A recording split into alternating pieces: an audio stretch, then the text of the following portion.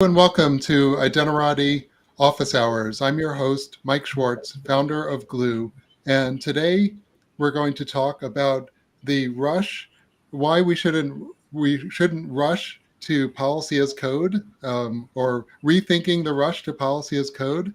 And we have our guest, Patrick Parker, the founder and CEO of Empower ID. Welcome, Hello, Patrick. everybody. Nice to And be here. Thanks for having me. and Paul Figura from Indigo, one of Glue's best partners. And Paul, what's your title right now? Chief Architect of Indigo. So I'm Okay. in charge of connecting all the squares with lines. Okay. Welcome, Paul. So I'll just start this off with you, Patrick. Why should we rethink the rush to policy as code? Okay. So what I've been thinking about this for the last few years, as you hear more and more in the analysts' questionnaires, and then you start seeing it in the RFPs, and then you start hearing about it at shows. You know, the first question sometimes people are starting to ask it for authorization is it policy as code? And this harkens back or reminds me to many other similar scenarios. The rush to XML, where everything had to be XML, and even Novell named products like Dur XML, because it didn't really matter what you did or how you did it as long as you did it with XML. The rush to microservices, which is a good thing, but overdone in some cases, the rush to the cloud. So you kind of hear the drumbeat where everyone's marching. And the question is should that be the tail that wags the dog? Is that the most important thing that you should be thinking about in meeting your real world authorization challenges? Or is that, like in a spider chart, one of the dimensions that you want to score, but it's just one piece of the picture? And I'm seeing that people are getting a little bit of tunnel vision on it. So I have to say I have a soft spot for the idea of policy as code. Because I'm a programmer, and so the hammer that I have is GitHub and code reviews and CI/CD, and so this idea appeals to me personally.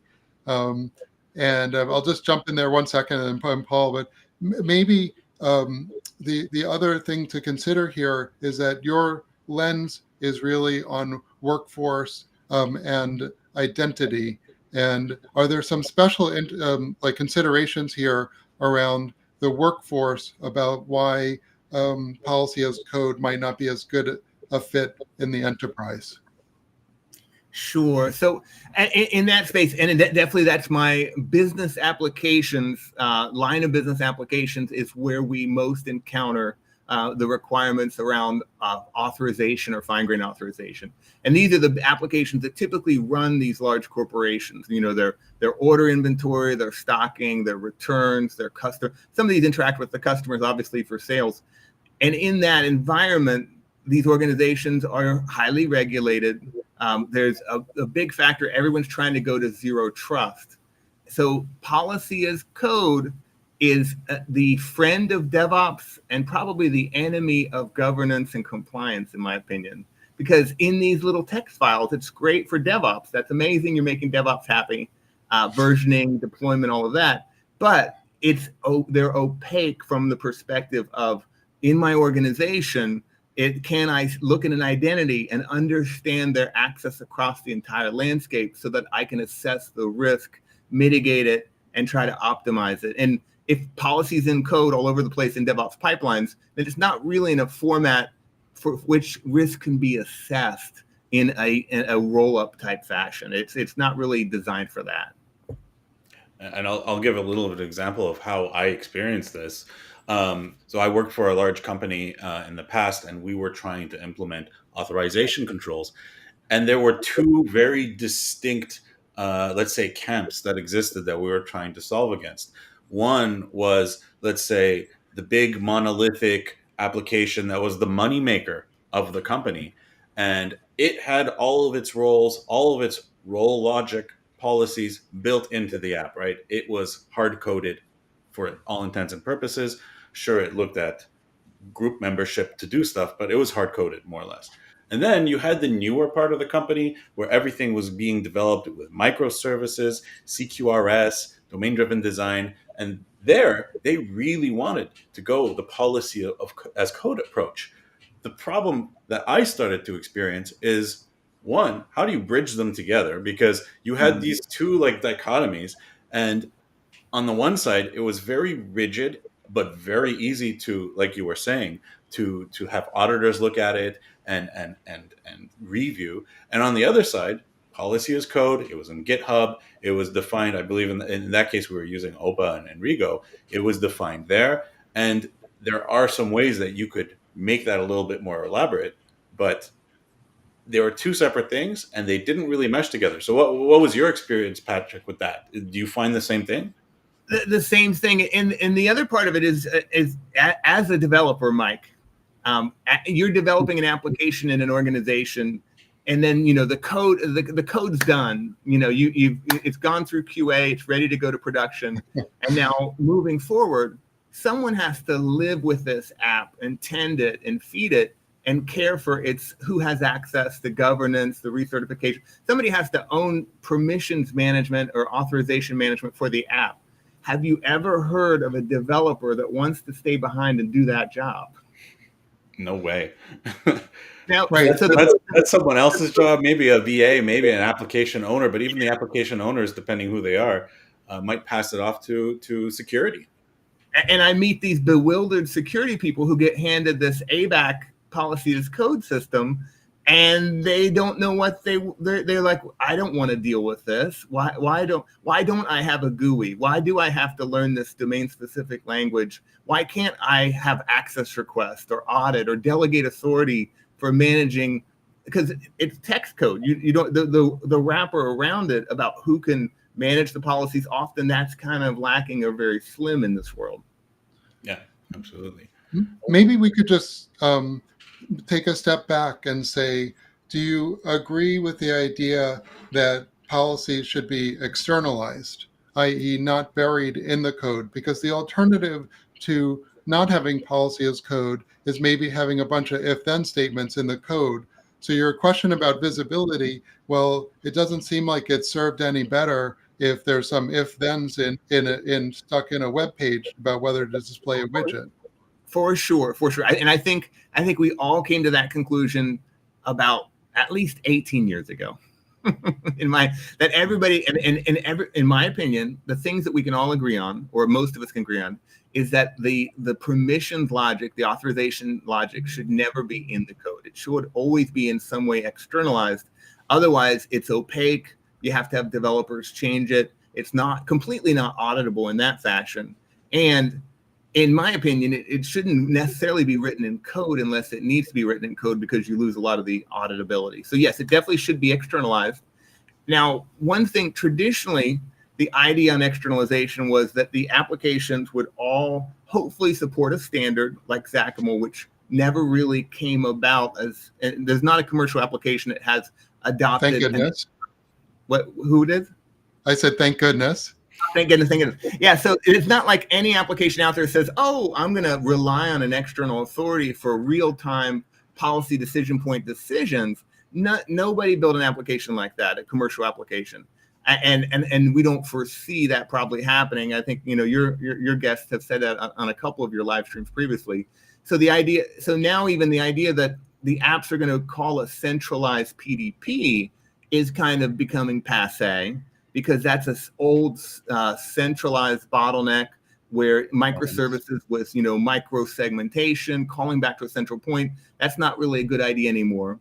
So then you're in this kind of mixed world where you're either, if they're going to call a PDP at all, maybe it's going to be some sidecar type of PDP like Open Policy Agent or something else, or they're going to just not even call a PDP during the authentication process on the IDP. They're going to consume as SAML claims or JWT the policy data, and then the application's left to do its own decision and its own enforcement, and it's a completely disconnected model. So I'm going to see things moving in that direction in the market from customer requirements. They don't want us or the authorization system typically to be in the runtime or in the path of a single point of failure or cause for users not to be able to do something.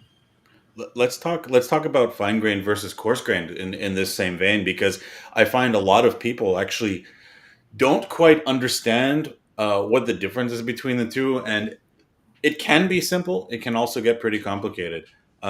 Generally, and I'll just put my own definition there. I think it jives with what you think, Patrick. But let's see. My definition of coarse grained is something that can be blocked on the web or path level of a service. So like APIs using a certain URI that you can invoke different rules on depending on the actual path.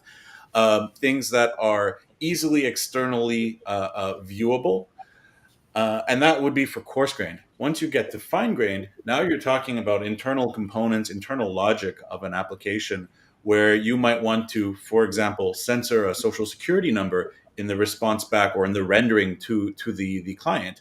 And coarse grained, I find, is quite easy to understand, quite easy to accomplish both with traditional policy as data approaches, but also with policy as code approaches. But fine grained is where I think you kind of need a policy as code approach to really get that working properly. Policy as data can work, but because fine grained is so deeply intuned in the applications, it's actually closer to the developers that will be modifying those rules. What do you think on that? I agree with a lot of that. I disagree with some of it. So in my mind, the way I explain it to my people is coarse grain is typically to where you go down to where you might have roles. You might have rights. You might have roles that contain rights. Mm-hmm. But in coarse grain, let's say you get to the right level where you're assigning a permission or a right. Typically in a coarse grain system, you have an inventory or you have the entitlements. They're what I call tangible. You have a list in the system of tangible entitlements. You may be assigning this right by some location or collection mechanism, or even directly, like in a reback system or something like that. But you have a tangible, knowable entitlement. Now, that is coarse grain, and that's with knowable entitlements. As soon as you get to intangible, where you have an application that maybe has 100 million invoices on a file system, and it needs to be able to determine at runtime, can Mike view this one? Then you're in an intangible model where the policies have to necessarily be different because you can't have any type of direct link to that specific invoice. So that's where you cross the line into intangible. Yeah. But now on the fine grain side, even in once you get to you get more fine grain than a right. Let's say I have a right called view invoice. That could be, if I have all the invoices, a tangible assignment, or it could be intangible that you have. And as soon as you go intangible, then you don't have the ID of that invoice. You have to go based upon the attributes of the invoice. Yeah. So then you get into that then it's like an application. Let's imagine the invoices live in a database table, and you have a column for invoice ID. You have a column for the customer. You have a column for the customer country. You have a column for the invoice type, maybe the invoice amount.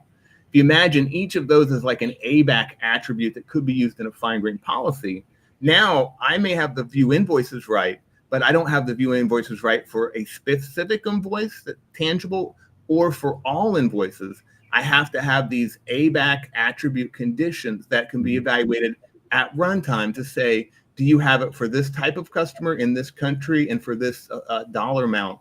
And it can make a decision. So that's where you cross over from the right to where you need to look at the data attributes to get fine grained on your decision. Yeah, absolutely. And sometimes fine grained can get quite, sorry, Mike, if you wanted to. No, go ahead. Yeah. Sometimes fine grained can get even more complicated than a single attribute. One of the problems that was very common and is not an easy problem to solve is traversing organization topology. So if you want to be able to give access rights to a manager for him to see everyone that reports to him versus when you want to have access rights to an individual and give those access rights all the way up to the CEO, those are two different problems to solve. And the last one's quite easier. The first one, you actually, if you want to optimize it for large organizations, you actually need to build a graph and plot the lines so that you can effectively get those lists of people out. And it's quite a difficult problem. It is, and that's one even pre-graph even pre-reback we're very familiar with from the IGA world, because in the IGA world, I don't think any of the RBAC vendors have just a basic RBAC. You typically have lots of different roles that don't grant rights directly in their definition. They're just different ways to get handy collections of user identities. And they can be query-based collections. They could be many types of intersecting hierarchies. And just like in a reback system where you're representing those same relationships in a graph, and once you have a deep graph or a deep nesting, both systems, traditional, relational, and reback, you can't traverse the graph in a query that deep and be performant. So all the systems have to do the same type of thing where they flatten it out and they pre-compile the data into flat lists to be performant. So it's kind of the same thing. So reback, if it didn't have to do that, then it has amazing advantages in certain cases for that. But since it has to compile it, then you're almost back. You can achieve basically the same thing in a relational, maybe not to the Google Zanzibar scale, but to within the reasonable realm for most global organizations. So absolutely, I think about that. Yeah, and the unsaid thing there is that you're still going to pay the tax of some sort of latency, not when you search it, but when you're moving a user from one place to the other. That's going to take longer. But again, that in an ABAC world, if somehow you couldn't actually do that live, you couldn't traverse that amount of data, especially since a lot of it depends on multiple upstream authoritative systems like HR, which is the source of those changes. And often you're not inventorying HR. Some people do it once a day, twice a day. Some people do it at a maximum, maybe every 10 to 20 minutes. So you have that built-in latency in your business process anyway that you can't really solve. Maybe we could pivot here for a second. Let's just assume we could express the policy and we could get the data to the policy that we need and that the policy evaluation could happen fast enough. I know that that's a lot of assumptions, but I want to go back to something that you said, Patrick, about the interface between the application and the PDP. You said applications don't talk XACML, and later on you reiterated that point and you said something to the effect of like most applications aren't really querying the PDP. And what I've noticed in the enterprise space is that stuff never really dies, or it takes a long time to go away. Like Glue, we are still hearing customers asking for Kerberos and Radius. So, yeah, unbelievably so. Yeah, LDAP is not dead. Like, can we at least get rid of like Kerberos, please? So there's a lot of older applications. So in the enterprise world, we have to really deal with these legacy applications. And so let's just say we could express our policies, and different policies are good for different types of data and problems. But how are we going to get developers to actually query this externalized? Because you agreed that policies should be externalized. If we can't say what is the interface for that, how are we ever going to get the developers to use a PDP interface? And isn't this what the AuthZen group is working on at the OpenID Foundation? And if that were successful, could we maybe convince developers to use externalized policy management? I think that's good work they're doing, definitely. They're trying to come up with some common denominator for a single access query and a bulk access query with the REST API. And I think that is good. I think the mistake that Xacmo made was to try to really get, up in your business too much, all the way down to how you stored the policies internally. They tried to specify too much. I think this is something where if we all agree on some open REST API PDP standard for asking these authorization decisions, I think that would go a long way. But then below that layer, it's not prescriptive as to how you store your policies or what is it, policies code? Is it relational? Is it reback? Is it what? And I think that was smart of them to take that more rational approach as what's possible in the market. I agree, but you still have the trend that so imagine an organization, you want to enforce some things that are environmental constraints, IP subnet, trusted device, all that. I see a lot of that moving out of the policy decision points authority control and moving into a pre-layer like the Zscaler or some type of network access control layer that has its own ABAC type policies based upon all those environmental conditions as to whether or not you get access to the application at all. Because in reality, customers typically aren't sophisticated to the point to where they want different environmental conditions per action, operation, or right. Usually it's just at the application level, they want that level of control. And if so, then you've moved all this environmental constraint, device trust out into the network edge layer, and your authorization is then down to not more that could be evaluated without that real-time contextual in it, that maybe lends itself to this IDP calling. I don't know. I heard Gail at Plain ID call it a policy orchestration point. So during the authentication phase, you get for that user the compiled list of policies that tell what they can do and what they can access. And then the application's job is to enforce it in its own layer. I don't know. I mean, that's kind of maybe it's headed more in that direction.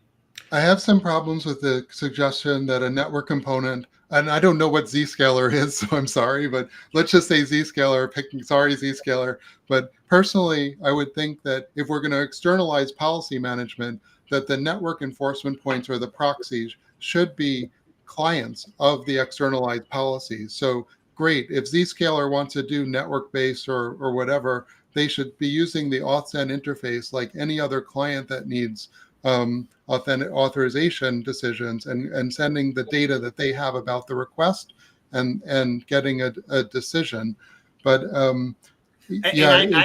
otherwise they end up making up some wacky policy language using also something. You have to be careful with environmental data, because the place where you're evaluating the policy decision might not actually have the information about environmental data about the user.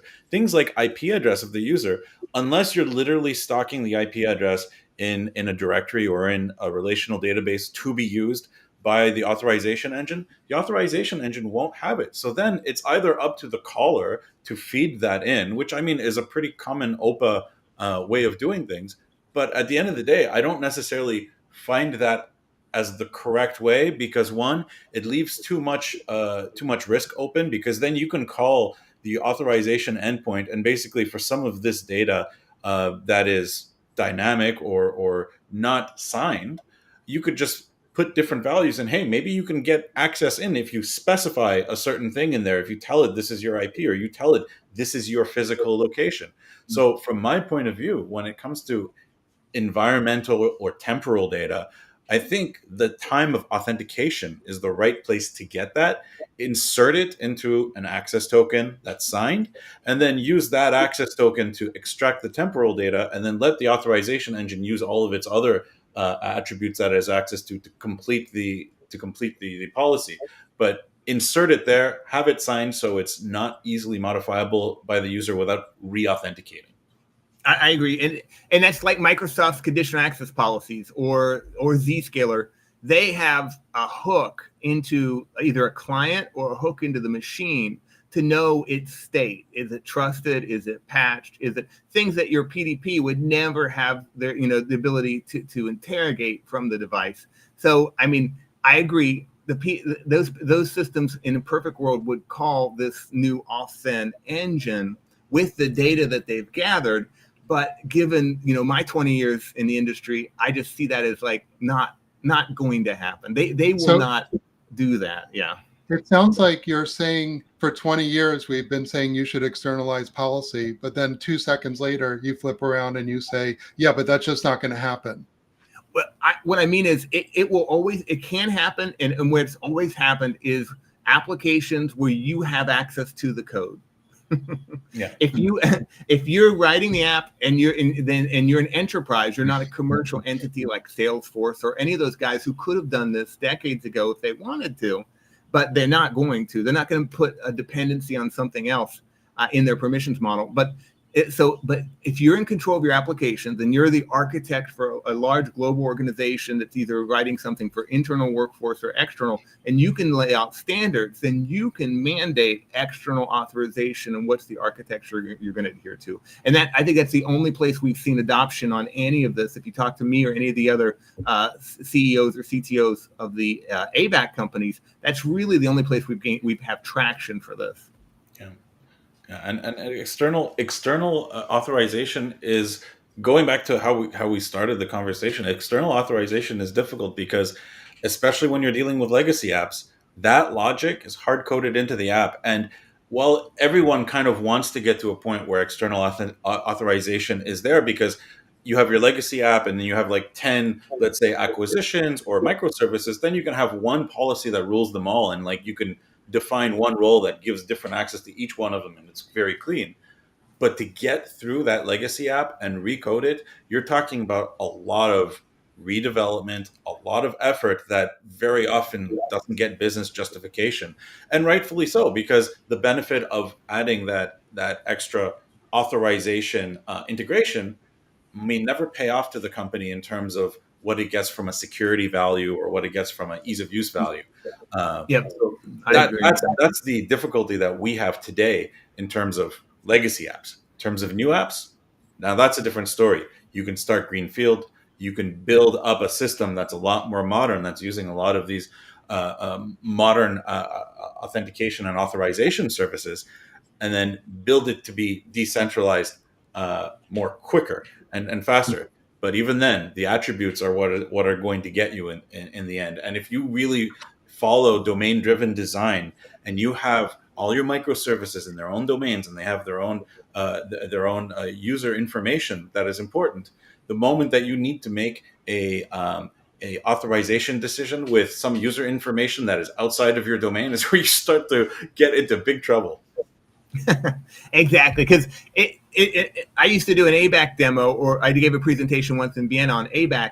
And when you write out an ABAC policy where you can pull in, it's like the magic candy store. You can pull in anything you can imagine. Oh, the company's in emergency mode, and I know this about you, and this is in Switzerland, and you're not in Switzerland right now, but your nationality is this, and the document classification. You could write an amazing policy that sounds like incredible, and everybody's like wants to stand up and clap. And then you start pointing out the attributes, and you say, how would it have this information available and accurate at runtime to make this decision in a performant manner?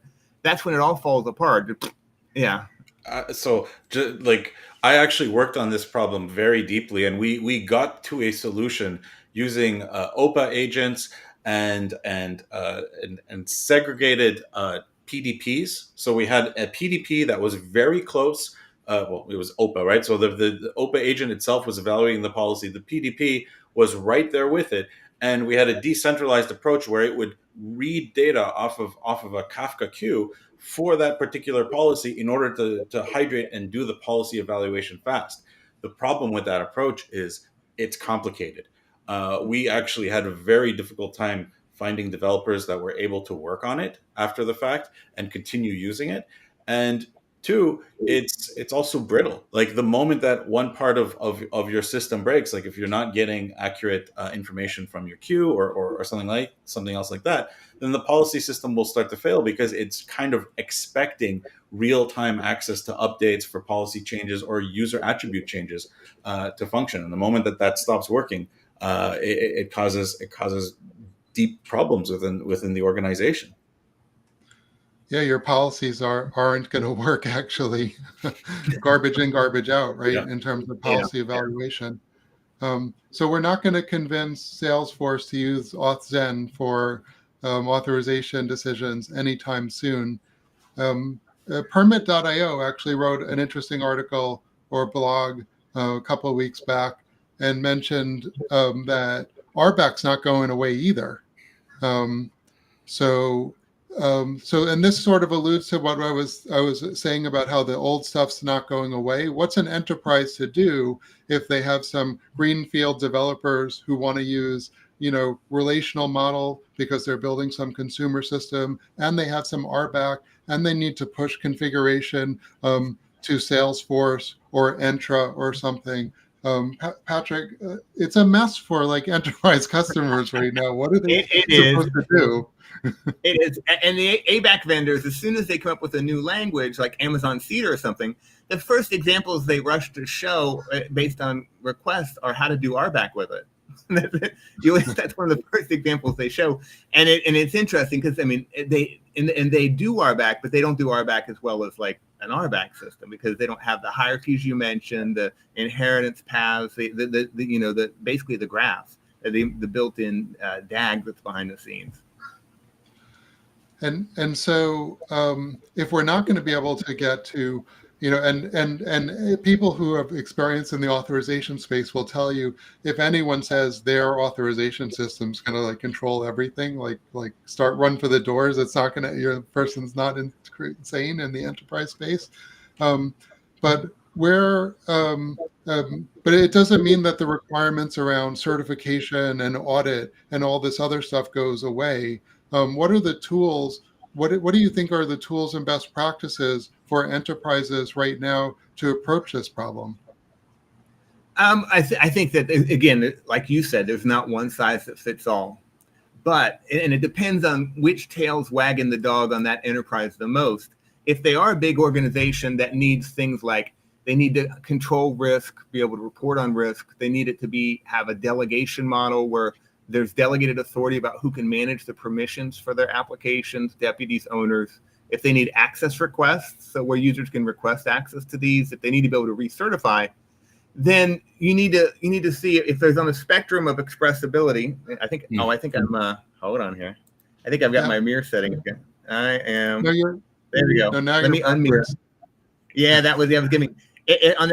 Let's say this is completely rigid and extremely auditable, requestable, delegatable, and then this is extremely expressible, pure code. You can write anything. They need to see their real world use cases.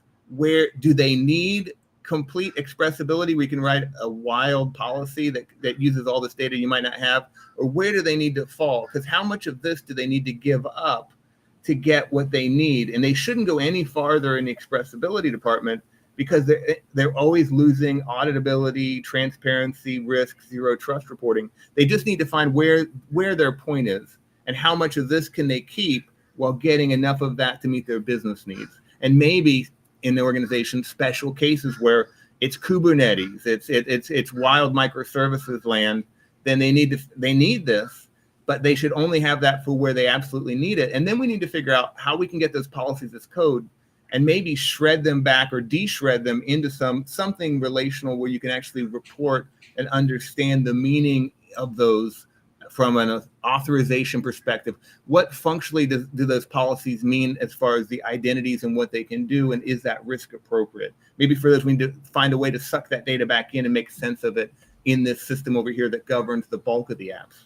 Yeah, and so that's actually exactly where I wanted to go with my next question. My next point was like, where do the actual developers play a role in this, and how can we make sure that it fits both sides, right? From the auditability standpoint, because you have banks and financial organizations that have to adhere to SOX and PCI DSS restrictions, and that's all about being able to track who has access to what. Is there a segregation of duty problem that has to be taken into account?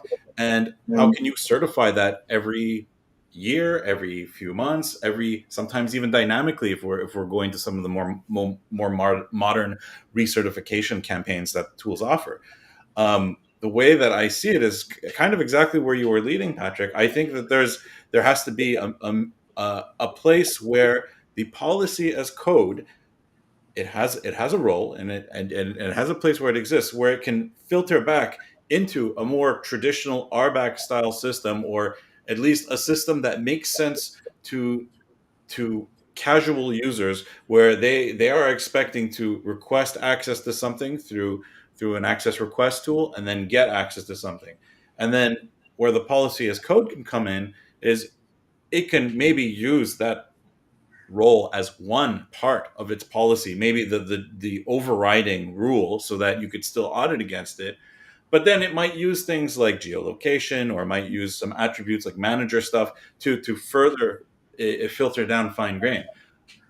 Developers need to be aware of what kind of things are possible in that world. Like you definitely want to have in that case, the role being the master filter that will allow or deny access overridingly, and then the other stuff after the fact. Using something like that, then you can start having, let's say, more elaborate UIs that take that into account. So, for example, to what I was saying before, let's say you wanted to give access to give access to a particular data set to all employees that report up to you. Well, now you can do that. You're going to say, okay, so I'm going to assign this role. Any employee that has this role will be able to do that, but with the constraint that they have to be under my org. And that might be an easy way to do it. And you could do that with an extra drop down through an assignment process. I agree. And when you think about it, it's not really an all or nothing for as far as fine grained in an application. Like in Empower ID, like let's say our IAM shop is the shopping cart system, where that's an application. It consumes from the PDP, but there's the coarse grain part of it that is much more manageable from a role perspective. So when you log into, you authenticate to the app, which pages can you see? Which grids can you see? Which buttons can you see? Which columns can you see? So we look at it from we call it TR back, but basically it's a Venn diagram. We have the UI circle, you have the actions you can perform, and then you have the data you can see. So if you look at it, the UI portion lends itself to role persona-based roles. I'm a help desk level 2, and I can see these pages. Now, which data I can see, I'm help desk level 2 in Germany, then maybe I can only see user account data, but only where country equals Germany or some ABAC conditions. So then I can see the UI, I can click to run the workflow, but I have to be able to see the object or the data level control. And the last one is the actions.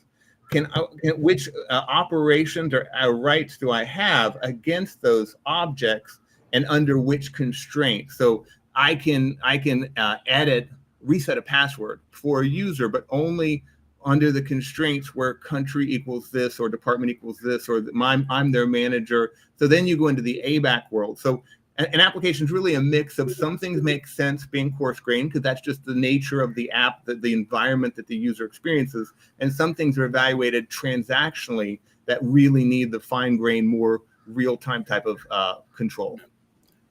Let me bring a concept that's very relevant to what we're talking about, but usually something that I only see that's attributed to PAM conversations. And I haven't really overthought this before asking it, so I don't really have a direction. Where do you think zero standing privilege exists within the authorization sphere? Because when you talk with PAM vendors and when you implement PAM, it makes sense. It's powerful. You don't want to grant the role or the entitlement on the resource until the user is right there trying to access it. That's cool. But there is also this temporal kind of constraint around it, and the ability to reach into that resource and create the role in near real time as well, where authorization doesn't typically talk about that stuff, especially not with like OPA, Rigo, even Zanzibar, like Google has. It doesn't quite address that. So what do you think, Patrick, about... I'm gonna head this one off, Patrick, because we had a whole session on zero standing privilege with Ian Glazer and Vlad Shapiro. I watched that one, but I do have a comment on this one, if I'm allowed. Please go ahead. So there's always a traditional: is the policy at design time and it's frozen at admin time, and then you have no control over it, or is it real time PDP external authorization? So just in time allows you at admin time to, am I back to being flipped? Hold on here. It allows you to design your policies at admin time, but you're just giving them you're saying you're pre-approved for this. But then since they don't really have the access until runtime, since it's at runtime, now you're in the moment where you have the option to do contextual risk-based, location-based, time of day. So just in time, plugged into a PDP for ABAC style decisions is the best you can get for legacy systems that don't support external authorization, in my opinion. Yeah. So we try to do just in time for anything risky, just in time it. Yeah. Right. And so, okay, well, I do think it's an interesting question, but we're right sort of, we have a couple minutes left. Maybe I should just go to last thoughts, Patrick? Sounds good. Okay, last thoughts. I just say that just consider your real business requirements and all of them and weight them. Just don't say, policy as code is the only criteria, and then I look and see what I'm left with after that, because I think you'll come up short. And also look at who is going to stay with the applications, what's the operations model for owning those applications and their access control. Because most applications, it's not these hard-coded policies that are very dynamic but live forever. Most applications, you need ad hoc access requests, assignment, delegated administration, and then you need people to be responsible for that. And definitely, I've never met a developer who wants to have anything to do with those types of activities. So that's kind of just my summary. Paul?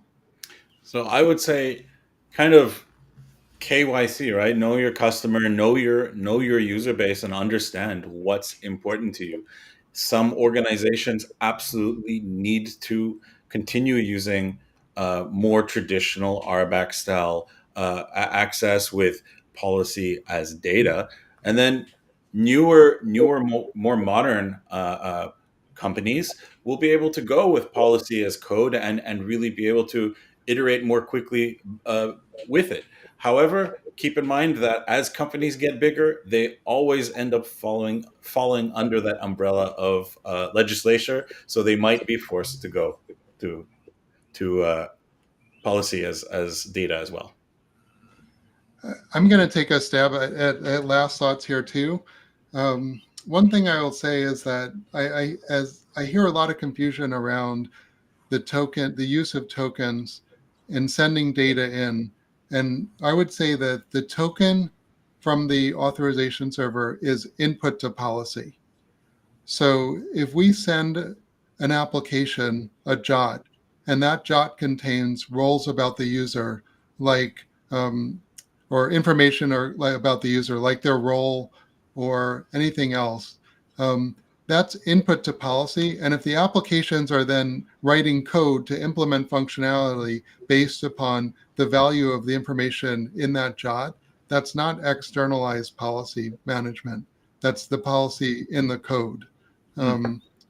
So I just think it's important for people to remember that the tokens are input to policy. They're not policy decisions. And it looks like we have a couple of questions here. Let me just take a look. Let me show this one real quick before we end. So question from the audience. Why is ad hoc requests considered incompatible with policy as code for authorization? I could tackle that. So ad hoc request, meaning a request for having access to something through an IGA system. It makes it hard for policy as code because the policy as code is not generally defined as simply as if you have this role, you get access. It's usually a combination of other dynamic states, and you get access to the thing just by being who you are or being in the org that you are. Yeah, and then there's also the risk traceability. If you use an attribute, then the risk system needs to know what that means, because now it has security implications that are kind of opaque to the risk and governance process. So if you have all these attributes that could mean anything, and you can't assess the risk of them. So you could always get it done, but that doesn't mean it would bypass a lot of the governance constraints. Yeah, I guess I'm also wondering, the ad hoc requests and the policies are two different things. So the ad hoc request is input to policy, to some type of policy that's been designed. So, yeah. Well, I could show you something on that, Mike. You can actually, your request can be policy with fine-grained in the conditions, but that's for another day.